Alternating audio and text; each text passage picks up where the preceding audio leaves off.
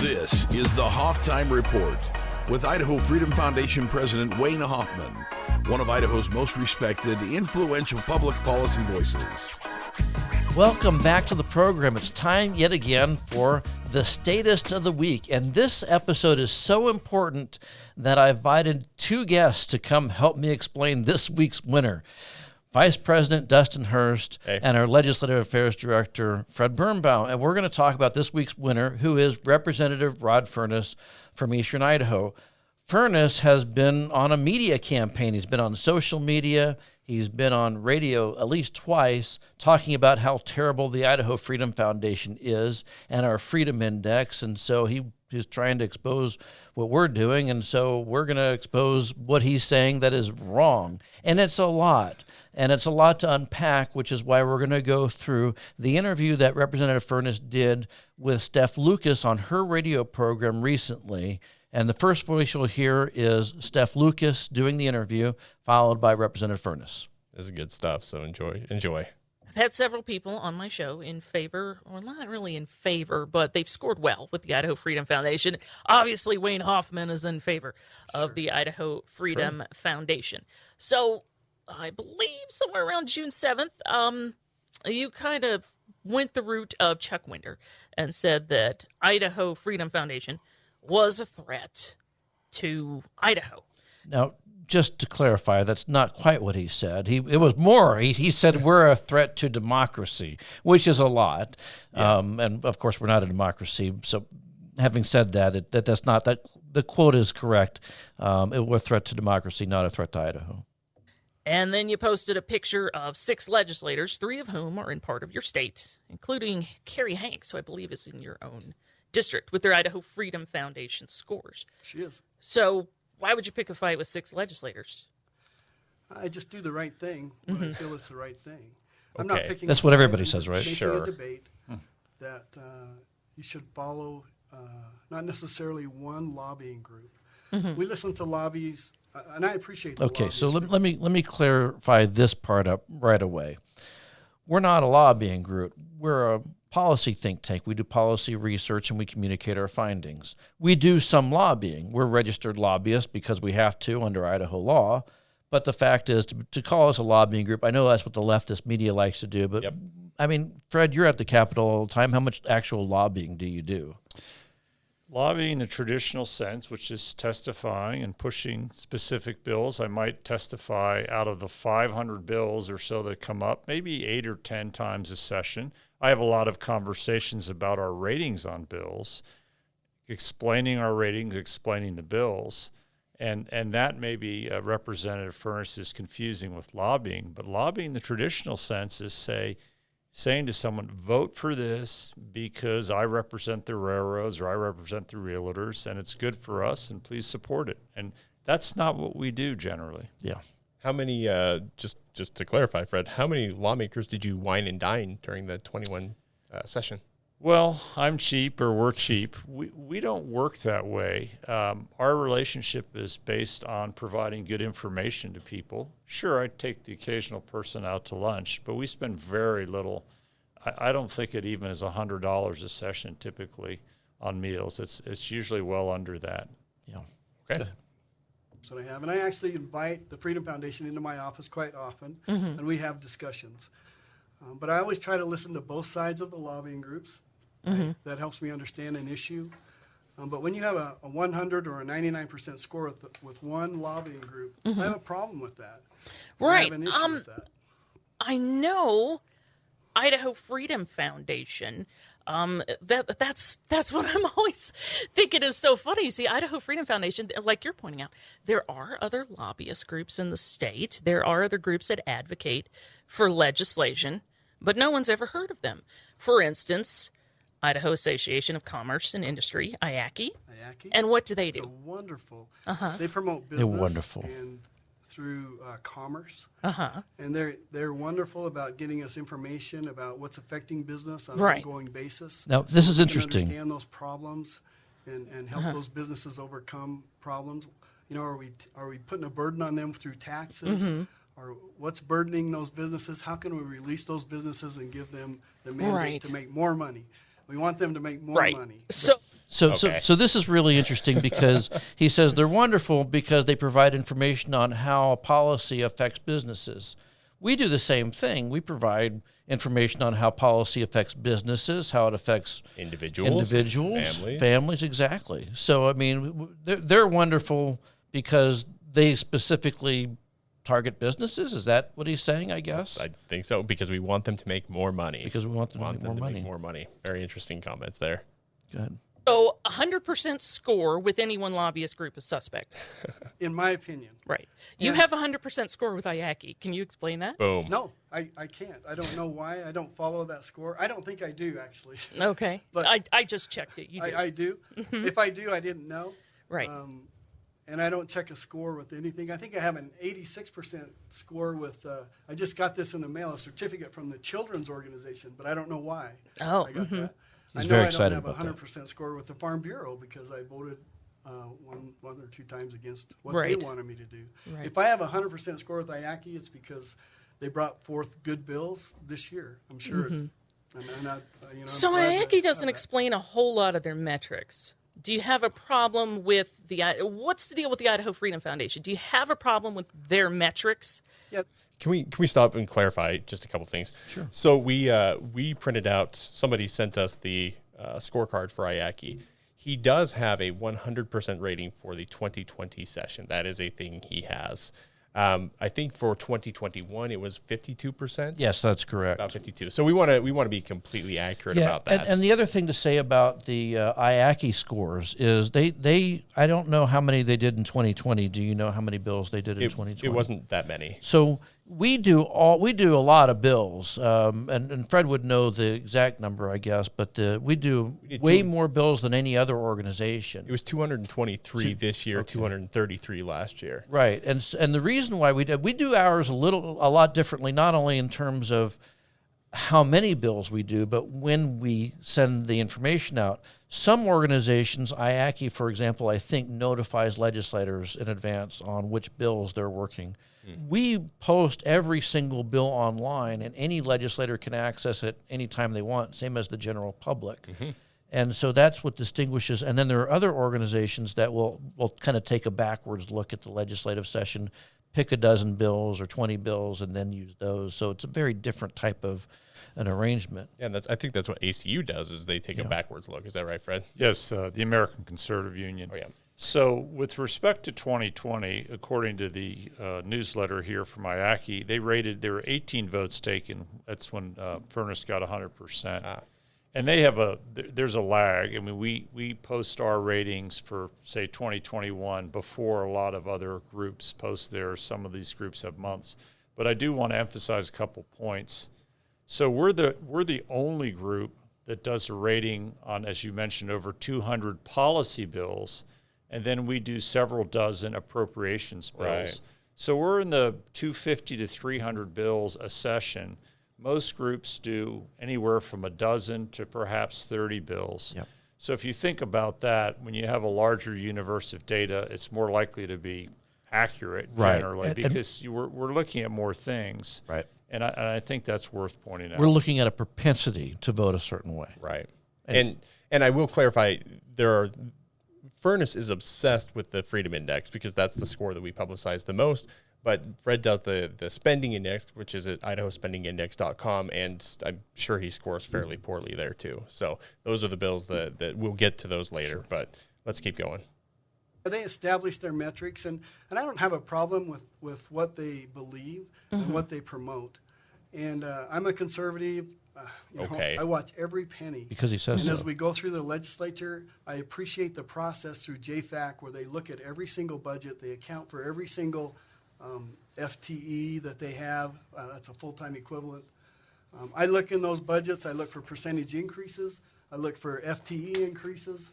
And Idaho, frankly, does a great job. And I just got done doing a report on several bills. And most of those bills had a 3 to 5% rate increase this year. Some of them have a negative increase, and they were all negatively scored by the Freedom Foundation. The thing of it is that there's more to a bill than just a percentage increase. And we could easily go and look at, we had a long conversation about the spending index before the spending index came into being. And we recognized instantly that just because a bill doesn't have a big spending increase doesn't mean it's necessarily good. Or maybe sometimes you have a bill that does have a big spending increase, but it's justified based on some aspect of the operation of an agency. So, for example, it doesn't matter what the Arts Commission appropriation says or what the Public Television appropriation says, it's always going to be negative. Yep. And I don't think this representative understands there's more to a bill than just a percentage increase or the number of employees added. That's a huge issue because we saw a lot of finger pointing with, we're funding bad policy procedures, but that's not the purview of JFAC. It's the purview of the policy committee. For those who, the House Education Committee, for example, there was a lot of that this year. So that's something that kind of gets touched on in the spending index is how much are we spending, but what are we spending it on? Are we spending it wisely? And sometimes we don't, and that's why we have the spending index, and that's Fred's bailiwick. That's his thing. So. I'll make a quick comment. We'll see though, but I doubt that Rod is going to talk about his vote for Medicaid. The Medicaid bill this year was $3.7 billion. It was nearly a 20% increase from prior year. So when he talks about the spending bills that we rated, I bet he skips talking about Medicaid. But let's see if he does. but he's a conservative who watches every penny. Every penny. Let's keep going. Even though our state's growing at 100, we're having 1,000 people a day move into the state of Idaho. You would expect those budgets to go up a little bit because of our growth. Really? I would expect those budgets not to go up because when those people moving in, aren't they paying more taxes that go to the general fund? Well, and that's why the budget should go up because that number can't remain stagnant. It has to go up to cover those services. And so he's Okay. right That's there. why those budgets would go But up. hold on a second. I want to clarify. He's right that as the tax revenue goes in, obviously there's more money and the budgets will go up. The question that I always want people to ask is, okay, so more people are moving in. Do you really need the same? Do you really need to expand Medicaid just because a bunch of people are moving in? Right. Do you really have to expand? I don't know, the Hispanic Commission, the Fish and Game Commission, name your government agency. Right. They don't necessarily just have to increase because more people are moving in here. Where the question really lies is more tax revenues coming in. Shouldn't your taxes also go down? I mean, that's the thing that kind of drives me crazy is we're a pro-growth state, and that's wonderful. And we keep talking about the importance of growth, that one of these days growth is going to result in our taxes going down. I've gone through two really big growth cycles here in Idaho. One was the early 2000s, and the other one is the one we're in right now, and neither one of them is promising to reduce my taxes in any real meaningful way, shape, or form. Right. All right, let's keep going. We've got Club for Growth, Idaho Freedom Foundation, IACI. You don't have a problem with any of their metrics. I don't even know what their metrics are. Oh. Seems problematic. One thing that IACI and all those lobbyists, they represent companies. They have companies that pay them. They have companies that promote their ideas. The Freedom Foundation, on the other hand, they don't have any one company that promotes their ideas. They promote their own ideas and then go out and have smaller donors or larger donors donate to them on a conservative, hopefully a conservative basis. That's a very interesting argument. Isn't that interesting? Yeah. I thought that was so fascinating that it had to be rebutted in some way. So in other words, if you are in a business or you're a part of an association, you have a voice. That's Right. okay. But if you believe in liberty and you donate to an organization like Idaho Freedom Foundation, which then promotes liberty, You should be excluded. that's bad. For some That's reason, bad. that's- The conservatives who vote, who believe in the things that we're doing at the Idaho Freedom Foundation, they come together backing us because we do policy research so that the legislature is more inclined to vote for conservative policies.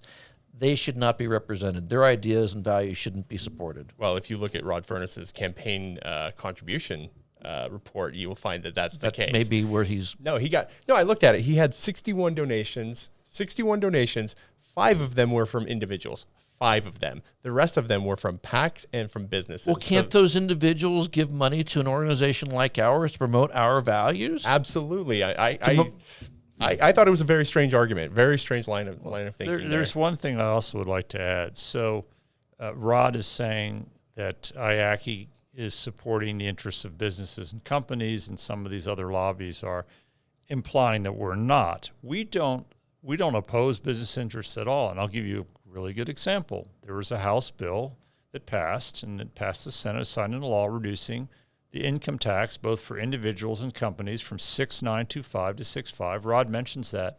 I testified in favor of that. In fact, it came up very quickly. I was the only one that actually showed up in Senate local government taxation to testify in favor of it, because it was done on a very short notice. So we support tax relief. One of the differences is we support it for everybody, right. General tax relief. Some of these lobbies show up and they just want to carve out for their interest. We don't favor that, because when you add up all the carve-outs that people get, it takes away money that could be provided to everyone. That's exactly right. Yep. Good times. But they're able to drum up those smaller donations and be funded by them. So it's not really one constant. Narrator. They're incredibly popular is what he's I don't think he realizes that he's saying IFF is funded by lots of small people in Idaho, and they're incredibly popular. But let's keep going. That I'm looking at.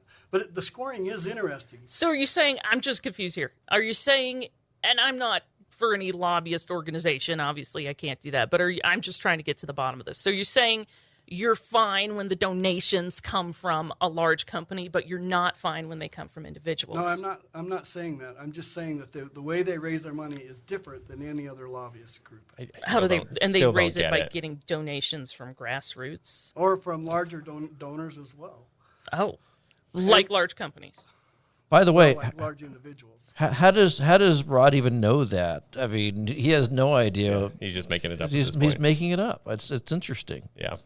That I've seen. Oh. You can check their donations if you want. No, you really can't. Well, you really can't. Own large companies. Nope, you really can't. Now, what he might be talking about is when we do electioneering communications, meaning the Idaho Freedom Action does electioneering communications, those donations are public. Disclosable, yep. And disclosable. But the rest of it, I mean, he's making that. He doesn't know he doesn't know who our donors are, how much they give, where they come from, any of that. I would tell you that 95% of our donors live right here in Idaho. It's actually 96. Is it 96 now? Okay, didn't realize that. Yep. Go ahead.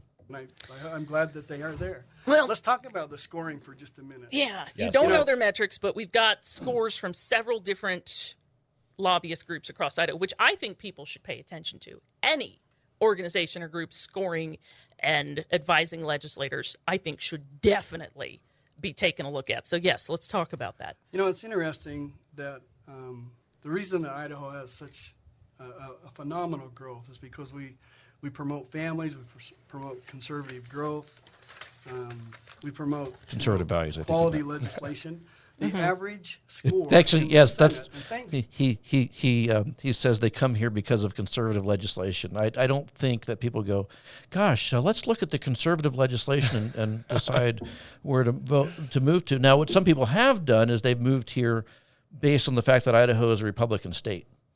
And they think that means automatically that we're a conservative legislature. And that's why people like Rod are now being called on the carpet, because they're finding that's not always true. Yeah. Goodness for the Senate.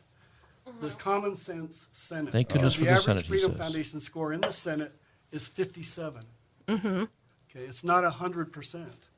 And the median score in the Senate is 54. So the scores don't mean anything, but now they mean something to him. Remember, he said that. The scores, whoever scores 100%, that's terrible, because they're just colluding with one organization that has a certain interest. Now he's saying the scores are meaningful. Yep. He's crossing himself. I mean, and you see that in his editorial today. He's all over himself. But a few senators that vote all the time with the Freedom Foundation. Are you saying the Freedom Foundation, Idaho Association of Commerce and Industry, who has a 54% in the Senate? The Senate. The Senate average score is 54. Well, there's been in the House, if you have a 54, you can expect to get primaried pretty hard, and postcards, robotext. That's a robotext. The Freedom Foundation. Those is are not illegal, only by an the way. A lobbying organization. Right. It's also Robotext? Yeah. an organization that goes out and promotes candidates and sends out many postcards and robotexts and emails against those people that have lower scores, and they use the score to defeat quality candidates that are running for office. Okay. So Okay. Yeah, go ahead, Dustin. There's just so much to be said here. I mean, how many? Okay, so first of all, IFF doesn't do that. We need to be forthright about this. IFF does not do that. We don't recruit candidates. We can't. It's not something we do. Idaho Freedom Action simply informs the public about your terrible voting record, and then voters take action. We saw that he's probably referring to somebody like Britt Raybould, who lost in the last election. She had a terrible voting record, and we just happened to help the people of District 34 understand that. And I'm sorry, if you have a bad voting record, we're going to tell people about it. And sometimes those voters find it out by themselves. I mean, and sometimes people will take the scores and they'll put them on their own mailers. By the way, then the most important thing is Idaho Freedom Action, because that's what we're talking about here, is Idaho Freedom Action the only group in people's mailbox during the election cycle? I mean, no, obviously, your mailbox is flooded with stuff, but he's not complaining about the mailers that the Prosperity Fund is putting out, which is IACI's political arm. And if I'm not mistaken, IACI's done some dirty stuff over the years. IACI has done some really dirty stuff over the years. Lying about Lenore Hardy Barrett's record on wolves. They said she was supportive of wolves. She's the most anti-wolf person I know. She would choke a wolf with her bare hands if she could, I think. Definitely. But I think he's mad just because some of his friends, his best friends, have gotten defeated, were defeated because we told the truth about their record. Sorry, I don't know what to tell you. And this is, I think, one of the reasons that, of course, he's mad. But people don't understand is that it's very hard for the average person to know how their state legislator votes. I mean, Congress is in the news. You hear about what Nancy Pelosi is doing, the Senate. But what detail do you get in the media about state legislatures? Very true. Not very much. Very true. And if you ask the average person, how many bills does the Idaho legislature, the House or the Senate, vote on, they would have no idea. And if you ask people, what is your legislator support with respect to health and welfare's budget, they would have no idea. And we provide those details. And I think in the past, before organizations like ours did that, legislators could go back to their constituents, tout their Second Amendment credentials, say they're fiscally conservative because people don't see the actual numbers, and nobody was the wiser for it. Exactly. And we can point out, for example, that the Medicaid budget is now $3.7 billion. It was a 20% increase, and Rod Furniss voted for that, and he doesn't want to talk about that. It's really true. Yeah, if you're not conservative if you you vote just for guns and for babies and anti-wolf, right? Like, it's so much more than that. It's about the Medicaid budget. It's about CRT in schools. It's about a lot more. But you're right. The average voter does not understand that, unfortunately. And we have spent lots of money, lots of time, lots of nights, in here printing postcards to tell voters about that. And I mean, elections have consequences. Your votes have consequences, and I'm sorry you can't control your narrative anymore, but we have to tell the truth about you. So, sorry. Does IACI do that? No. IACI never sends out postcards, never donates to candidates. Well, okay, I see what you're saying. But what they do is they don't send out postcards with a negative attack ad. Oh, they just send out postcards that say most vote definitely for do. Rod Furniss or vote for They Van definitely Burton. do. They don't send out and say, and like I got robotext just a week or two ago that said Rod Furniss is for critical race theory. Because he voted for critical race theory. I don't know how. I sent those texts. I don't know how else to tell you, Rod. You voted for it. Sorry. He wants his constituents to believe that didn't happen. Yeah. That's what he's doing right now. And they're going to get into this in just a second, but it's House Bill 226, which was the $6 million grant for the left-wing organization here that believes, that white toddlers are racist. I mean, that's what he voted for. It's you can't lie about that. So it's the record. I've never voted for critical race theory. Right. Speaking of that, I did have a report from Amanda Penrod. critical race theory is such a hot topic. I'm sorry I have to bring it, but we brought it up. So House Bill 226 is a piece of legislation that was an appropriation bill that would give the State Board of Education $6 million to early childhood learning grants, correct? Correct. Idaho Association for the Education of Young Children. Their mother organization, this is all Amanda Penrod's report, is the National Association for the Education of Young Children. A lot of reps, we reported on this on our show, we interviewed them. National Association for the Education of Young Children sounds all well and good, but I went on their website, and it is very forward with their critical race theory. They also sell books called A is for Activists, which I've read. I would never read to a 3-year-old. Sure. And they had Sparkle Boy on there as well. I'll let parents look that one up. But that was actually where the money was supposed to go to. And you voted to send that money to them. Yep. I voted to send the money locally to our district. In my district, we have no evidence of critical race theory. No, that's not what he voted to do.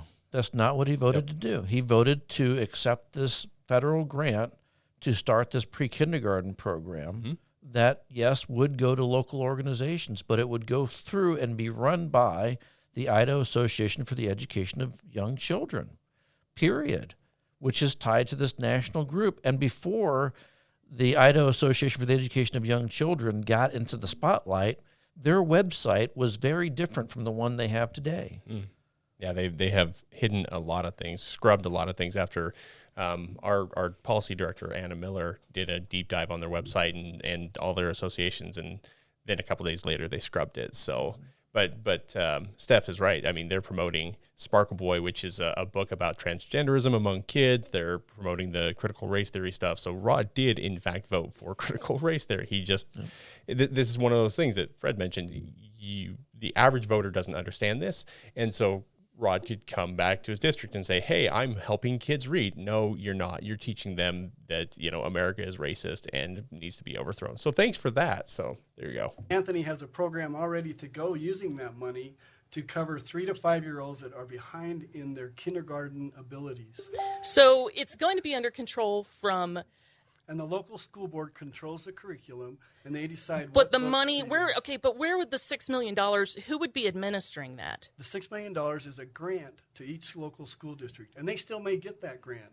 The vote that was taken there was a preliminary vote. We're under the understanding that school districts may still get that money, and it's a grant to each district. If you have a problem with critical race theory, then you should go to your school board and tell them that there's a problem there. So you don't think that's true. Locally. You don't, okay, but Loudoun County Public School District, you've seen how that's been handled locally. These parents can't catch a break. It's happening out here, too. Don't you think this needs to be pushed back? It's not happening in my district. Not happening in And my you're in district. St. That's what we have found is that critical race theory, culturally responsive teaching, all the social justice stuff is baked into the system. It's not like they're having a class where it's like, okay, kids, it's time to learn critical race theory. It's baked into the system. And when they say that it's not happening, they're either being dishonest or they're being intentionally naive to the facts. There's another point I think we should make, because I think listeners might be confused. Rod is saying these funds that are washed through the Association for the Education of Young Children, whether it's the Idaho or national one, well, they're locally controlled. But here's something to remember. These organizations are full-time activists. So while it's true that parents and the locals could say, well, we don't want to use your materials, the recipients don't have the bandwidth to read and challenge everything. Right. So think of it as a funnel. They're funneling this information to the districts. If people in the districts are on top of it, they could say, gee, we don't want Sparkle Boy, or gee, we don't want some of these resources. But the critical point that Rod is missing is why would Idaho accept a grant that would strengthen a leftist organization? Aren't there better ways to help kids? He's making it sound like, well, they happen to be the intermediary, so what? When we get the money, we'll do whatever we want. But if you look at the evolution of education, and of course you can see it in colleges and universities, the activists are driving the agenda. over time, they wear down opponents, they wear down parents, they wear down teachers, because this is what they do. And the most important thing I think conservatives should understand from these recent fights is we have to defund the left. If you give them money, I mean, people who oppose us don't give us money. Exactly. So why should taxpayers support an organization that's leftist in nature with the view that somehow they're going to decouple the money and the resources from this parent organization? It just doesn't make any sense. Right. Well, one more thing just before I know this is getting long, but also it's a federal grant, and the federal government right now is already instructing various grant recipients that they're going to have to embrace critical race theory, social justice, all these lefty ideologies just to continue receiving monies, and if somehow our pre-kindergartners are going to be exempt from that. Okay, good luck on that, Rod. Yeah. Rigby, Clark, Butte, Fremont, and Jefferson County. I've called each one of my school superintendents. I said, do you have any evidence of critical race theory? They have none. And that's good that you do your homework. How did you feel about other legislators with their evidence that critical race theory was happening in Idaho schools? I'm fine with how they vote in their district. I have no problem. But you think it absolutely should have no business handled at a state level? I think it should be handled at a local level where teachers and superintendents and parents can handle that on a local basis. If a parent hears that there's critical race theory, I'm going to be the first proponent to have them walk into their superintendent and discuss it with them. And the school board should take that on head on and make sure it's corrected in the school district. Okay, but I'm confused on how the Idaho Association for the Education of Young Children, parent organization, National Association for the same thing, would they be administering this $6 million? Where do they come into play here? Are we giving them the $6 million, or are they taking part of the money and administering that to local districts? St. Anthony, in their school district, it's a grant process. They apply for a grant, they receive the money, they can then hire teachers and aides for those, and they've pinpointed in St. Anthony, they've already pinpointed the children that need the help, that need to be brought up in their math and reading skills, because these children are going to be way behind even at kindergarten. Now, I am not for critical race theory. Sure. But I am for helping those kids get up to the level of reading and math that they need to be. And St. Anthony has already put that in place. And we all are. Couple things here. So, first of all, we're going to expand the government education system because the existing government education system works so well that this time it'll work. It's just like you brought up last year, Brad Little invested more money in the reading initiative after Dirk Kempthorne did the same thing 20 years ago or whatever. Right. It just keeps failing, and people just keep buying into the narrative that more money, more resources, more investment, whatever will help it. It just boggles the mind. Yeah. I think the problem comes across with the language of the National Association for the Education of Young Children and the books they were selling. This was promoted by President Trump, Senator Risch, and Senator Crapo all endorsed this program. And you don't have any problem with the book? Okay. Senator Risch and Senator Crapo, not exactly bastions of promoting conservative government. Sorry, I'm gonna lay that out there. Right. You can dispute that if you want.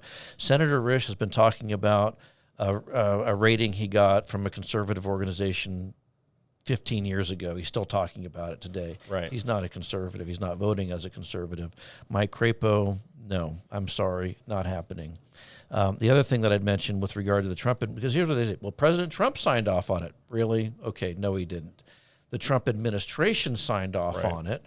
The Trump administration, meaning the Department of Education, right? U.S. Department of Education. Oh, I mean Betsy DeVos, right? No, I don't. Inside the Trump administration, inside every administration, including the little administration here in Idaho, there is a deep state. Right. And that deep state is you can't get rid of them. Right. They are unpenetrable. Is the word I'm looking for. And they don't necessarily align. And they're the Trump, ones that are ones that are peddling this stuff. Yep. And I would add one thing.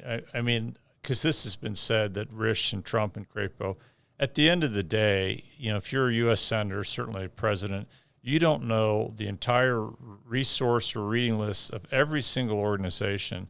And I'm sure if you ask President Trump personally, do you think taxpayers' money should support the National Association for the Education of Young Children? And here's the book list.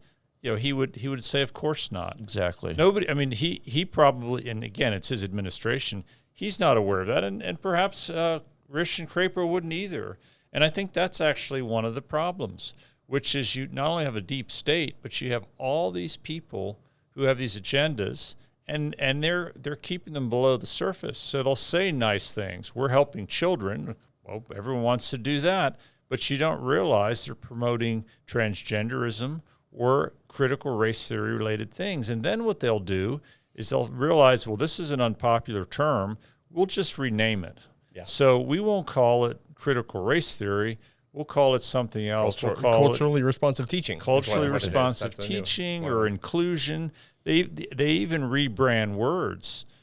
Equity, which is what Kamala Harris said, we all end up at the same place. Now they're making it sound like, well, it's just equality of opportunity. So they're pushing a leftist agenda. It's redistribution. It's tearing down the country. And they're able to fool people at the top because they know that if they just went out and said, this is what we're doing, right, it would provoke a response. So I think Representative Furniss should be a little wiser and not just say, well, the Trump administration. So you really think that Donald Trump knew what was on their reading list? I think not. Yep. Books that they sell. They don't have to buy the books. They can put together whatever they want in their local curriculum. They don't have to use that curriculum. And in fact, our school boards in our area, they won't use that curriculum. No, but the Idaho Association and the National Association for the Education of Young Children talk about equity. I went over it. It's got all the buzzwords there. Sure. People are having an issue with critical race theory. They're finding it everywhere. Not in my district. Okay, but Right. not yet. That's a good point. It's not there. You should talk to the Right. superintendents. You can talk to teachers. You can talk to the school board. Sure.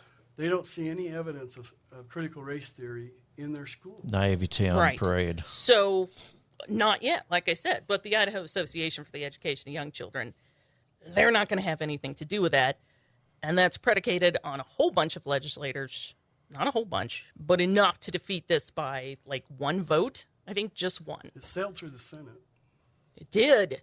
Ron Nate once said, and I want to know how you feel about this. He said it on my show. He said, the Senate is where good bills go to die. How do you feel about that? The Senate is where common sense stands to live. Okay. And that's why the Freedom Foundation score is only 54 average in the Senate. Mm-hmm. All right. And that happens because a lot of bad bills come through the House.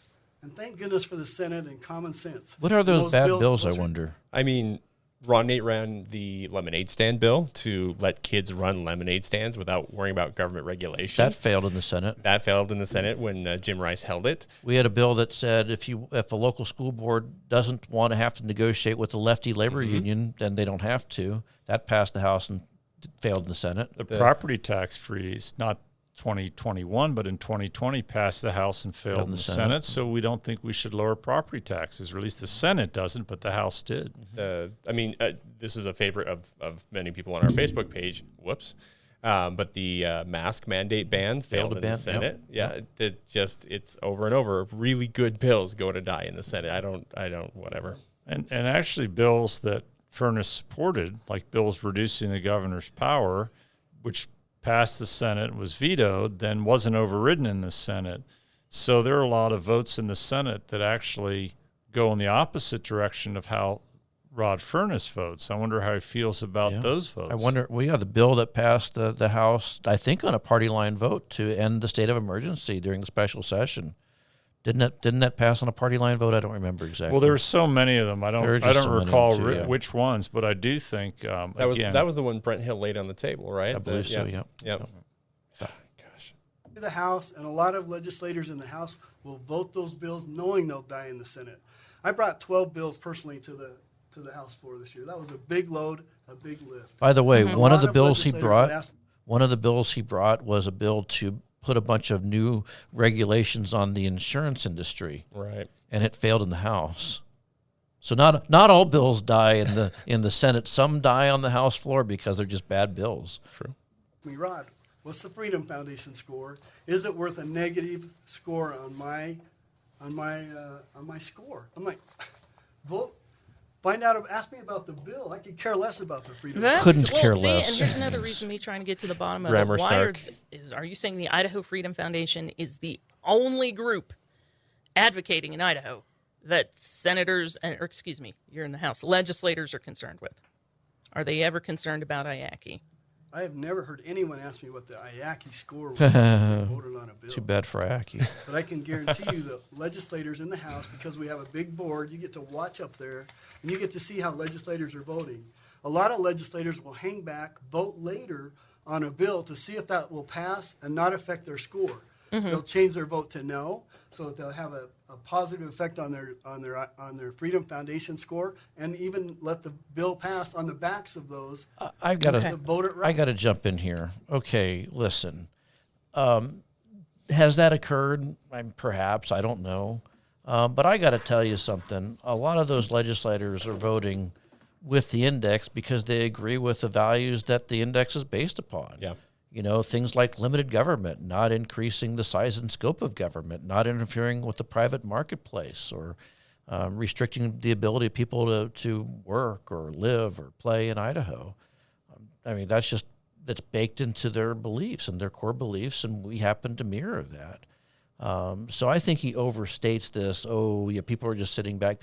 That's the excuse that everyone tries to use for some reason, as if people can't, generally speaking, support freedom, support conservative principles, because that would just be crazy. Yeah, and on its own. I think a lot of people who score at the top are the ones who, they're, what did Brian Smith call them? They're the consistent conservatives, not the common sense ones, the consistent conservatives that they don't want special, because you'll hear. I mean, is he under the impression that Ron Nate would be voting for bigger government but not for the Freedom Index? That's stupid. It's very weird. I mean, Chad Christensen made the same point on his Facebook page. He's like, I am a conservative. This is how I vote. This is what I do, and then I just happen to get this score from the Freedom Foundation. So yeah, There's another thing though.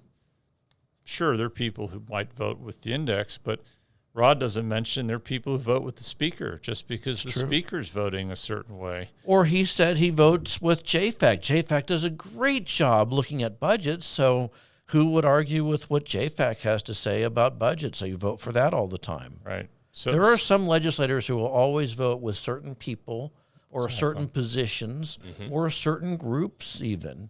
I mean, I think what he's doing is he's trying to come up with an excuse for why he shouldn't look at the Idaho Freedom Index, which is a fascinating thing in and of itself. right. All right. So I have a problem with that kind of bullying, if you will. in the Bullying. legislature. Where's the bullying? And that's what Pro Tem Chuck Winder, that's what his problem is. You're You bullying. reset- I have never been to any legislator's house with a pitchfork or a torch. We have never done anything we haven't called or harassed folks.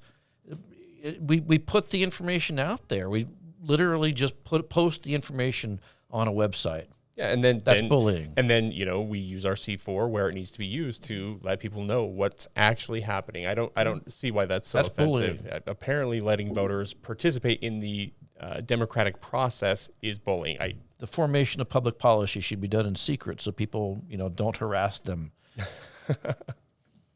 The critical race theory bill. Well, It we happens recently, over and speaking over of and over. senators, we just had two senators come out. Lewiston Tribune reported. They said, in a nutshell, I got tons of papers here, but they said, I think indifference is a much bigger threat to democracy than any one of the legislative advisory groups we see. Or ignorance. That's what we're trying to deal with is informing voters, and apathy is incredibly dangerous there. What do you think about that? These are senators. I think one of the biggest problems there is that people are worried about their score. They're worried about getting primaried, and they're worried about the power that the Idaho Freedom Foundation has on an election. And they do. Why isn't he worried about the fact that the ACLU's number one political priority almost passed last year and this year? The bill that said you're not allowed to ask a convicted felon if they have a felony on their record before you hire them. Why isn't he concerned about something like that? Why isn't he concerned about the fact the Medicaid budget now eclipses the size of the education budget? Why isn't he concerned that our kids are being indoctrinated into believing that America is a racist nation? The Idaho Freedom Foundation is the greatest threat. Amazing. It's amazing. They primary you and they send out negative don't ads. primary people. If they were sending out positive ads, no problem. You know, Right. vote. We're allowed to send. We do send out positive ads. Do something positive, sure. like really positive, and we will send out a Exactly. positive. I'm the guy who does that. I would love to send out something positive about Rod Furniss. I'm serious. You know, if Yeah. Rod Furniss actually does something really constructive and positive at the legislature, I'd be the first one to say, gosh, you know, maybe we should consider sending something out in respect to that. And that means, by positive, we mean something that's hard to do. Voting for tax relief in the Idaho legislature, not hard to do. Very easy. Voting Right. for gun rights, easy. Not hard to do. Stand up against CRT. Stand up against big budgets. Stand up against socialism. against the governor. Maybe repeal the existence of a state agency or program. Yeah, do something. Maybe give the private sector the ability to actually help people instead of leaving that just up to the government all the time. Yeah. I'll make a note of that to send out happy mailers only, though. Vote for your candidate. That's not a problem. But the negative ads, the negative robocalls, it's a problem. And frankly, a lot of legislators are afraid of that. Mm-hmm. And I'm not, obviously. Mm-hmm. But I can tell you that most of them are. Okay. You know, and Idaho has done very well thanks to the Senate. I mean, we have great growth. We have good lower taxes. We just lowered the income tax from Didn't cut 6.9 property to taxes 5 because down of the to Senate. 6.5%. We just lowered sales tax from 6% down to 5.5%. Sorry, Okay, did I say what? something wrong? No, I was just listening to Rod Furniss saying we lowered the sales tax. I Yeah. don't know. I'd ask everyone to look at your I thought that was a mistake. I thought he misspoke when he said that, but he actually wrote it in the op-ed that's in the Post Register. He said that the sales tax has been lowered. Not true. Does he even know? I mean, to me, that's a big thing. The sales tax in Idaho has been in existence since 1966. Is that correct? 60s, yeah. And everyone has known the history of the sales tax. When the sales tax goes up or it goes down, it's a pretty care, big. yeah. It's a pretty big deal. And so I was when I read that, I thought, oh my gosh, did I just miss something during this whole legislative session? Did they run that through and I just wasn't paying attention? Fred's at the Capitol more than I am, but no, that's just nonsense. The legislature did not cut the sales tax. We just went through a property tax bill where we capped the property tax at 8%. Ooh. We just went through Not several quite, other but- bills where we were able to help people. We're returning $220 million as of July 1st back to the people in Idaho. Taxation So stuff. Where do you was stand on gross. the grocery tax? On the grocery tax? Yeah. You know, if grocery tax were repealed, I'm fine with that. But you have to know the background. Oh behind boy, it. here we go. Right now, grocery tax nets $140 million in Idaho. So that means that after people file their income tax and they get the refund back on their grocery tax bill, we net $140 million. That $140 million represents people driving down our roads from other states that don't file income tax. And that's the net take we have. 60% of that goes to education. I'm okay with repealing it, but we need to replace the income. And yes, we've had an $800 million surplus this year, but 1 year does not make a trend. And in 2007, we There's so many contradictions there. Where do you go? It's like so First much. off, he's saying if we repeal the sales tax on groceries, we need to replace the income. And in the next breath, he says we have an $800 million surplus, and that's the whole point. You return the surplus to the people, and it is true. If you drive through the state and buy food, and you're from Nebraska, you're paying the sales tax on groceries. And it's also true if you're, Idahoans going to another state. But he made it sound like those are the only people who are going to benefit from that and not Idahoans. And by the way, tourists also spend money on gasoline, on hotels, on restaurant meals. So that's just a small slice. But most states do not put a sales tax on groceries. And he's also omitted that we have stores with border states like Washington and Oregon and Montana as examples, and you can cross the border and not pay sales tax on groceries, so that hurts border merchants. I mean, it's a policy discussion. I mean, it's not a position that it's the be all and end all. But it's interesting. This is sort of how Rod operates. He conveniently ignores information all the time and tries to just hang his hat on one or two facts. Yeah, let's finish this up. We had about the same surplus, and in 2008, we were short $1 billion in our budgets. If we see a continuing trend in income like we have this year, then repealing the grocery tax is probably an option. But until then, if you can show me a way to replace the $140 million, I'm game. Gotcha. Not the surplus he talked so about. we could go back apparently. and forth about this all day. I mean, we've got the American Conservative Union, we've got Club for Growth. I think we're we've pretty got good right there. IACI, and they He's not going to say anything new. He just, Goes on and on. Yeah. But that it was important to go through and understand that there's a lot here. Yeah. What he's trying to do is he's trying to evade responsibility for his voting record. Yes. And, I look, if you have a question, I've always said this, we do more bills than any organization. It's a lot of work. And the fact of the matter is it's so much work that occasionally a bill will slip by where we go, you know what, we should have rated that a little differently.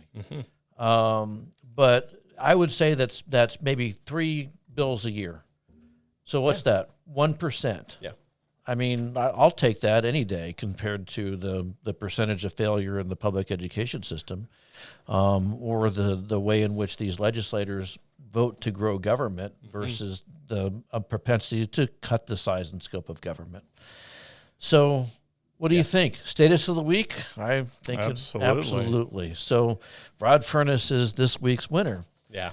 And what we're going to do is come back next week, and we're going to give everyone a chance to absorb all of this, go back and watch the videos from the previous quarter, and you choose who you think should be the status of the quarter. Drop me an email, wayne@idahofreedom.org, and let me know who your picks are and also who you think the next week's status of the week should be. Anything else we should add before we drop out of here? No, we'll make sure that we'll send out a Google form and everybody can vote on the status of the quarter when that comes up. But we're having a lot of fun doing this. And listen, we were picking on Rod a little bit because it's important to have a conversation about why we're doing this work. Because everyone says, oh, the Freedom Index is this, the Freedom Foundation is that, and I get that because we're over the target and so we're taking a lot of flack. That's fine. But ask us anything about how we do our ratings. Ask us anything about how we do policy analysis. I think there was a part where he goes on and he says, well, another problem I have with the Freedom Index is they don't have an association review the legislation to see if it's good or bad. And instead, it's just the staff of the Freedom Foundation looking at, look, you can look at our metrics for how we do legislation, and we apply that metric to it. It's not like we don't go, all right, I know you're raising a fee here, but is it a good fee? Because, of course, everyone's going to say yes. Everybody does. And that's what it is. So I've got this new government program. It's different from all the other new government programs in that this government program is a good one. So you can't count it as an increase in government. That's goofy. I will say that too, along those lines, we do have conversations, and Fred's privy to these. Associations come to us all the time. Lobbyists come to us all the time, and they want to talk about it. Does that change the score? Not necessarily, but if we miss something or if there's just something we don't see, we absolutely can take that into account. Oh, yeah. I think he actually says later on, he says that, and he's wrong, he said that Chuck Winder or somebody had a bill, and Was it Scott Grow? It was Scott Grow was on the marijuana thing. He says Scott Grow came to us. It was a -4, and we reduced the bill to a -2. That's not true at all. Right. Those are two different Those bills. are two different bills, and one was a really terrible bill the Senate passed, and then there was another bill that came out. It was a different bill. Right. That wasn't a negotiation down. That was a different piece of legislation. But he goes on and on. The point is that this is complex stuff, and legislators, unfortunately, who don't like the Freedom Index will come to their constituents and say, don't listen to them, and they'll give them a litany of reasons why. And constituents are left having to do something they've never really had to do before, which is not listen to their legislators necessarily, to do their own research, to not believe whatever the liberal news media is telling them, do their own research. They haven't had this really. I would have argued they should have been doing it with the media a long time ago, and they really should have been asking tougher questions of their legislators. But the fact is that it really requires you, when somebody says, well, the freedom, what are we just sitting here trying to concoct reasons to say no to a bill or to say yes to a bill? No, it doesn't work that way at all. So anyway, that's probably enough for now. Thanks for watching. We'll talk to you again next time. You've been listening to the Halftime Report with Wayne Hoffman. Be sure to visit idahofreedom.org for Wayne's articles, IFF research, and show notes from today's episode.